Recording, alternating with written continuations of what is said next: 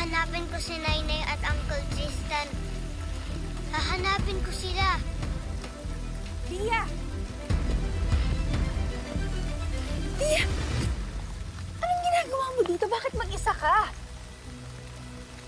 Hinahanap ko po si Nainay. Lia, tara na! Umuwi na tayo, baka pagalitan ka pa ng daddy. Ayoko! Lia, alam mo ba kung nasa yung nanay mo at ang Uncle Tristan mo? O di ba hindi? Kaya tara na, umuwi na tayo. Delikado. Ayoko! Lia, tara na, umuwi na tayo kasi delikado. Tara na! Ayoko sa mama! Lia, ano ba yan? Tama na to! Ano, pwede ka lang pabayaan eh. Sir, wala ko siya talaga sa buong bahay.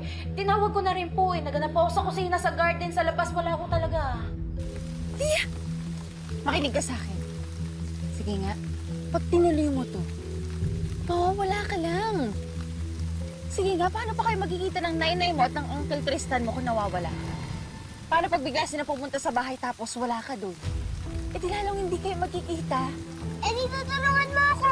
Bawal yung bata doon sa kung nasan sila. Kaya tara na, umuwi na tayo. Hinahanap ko nga sila, di ba?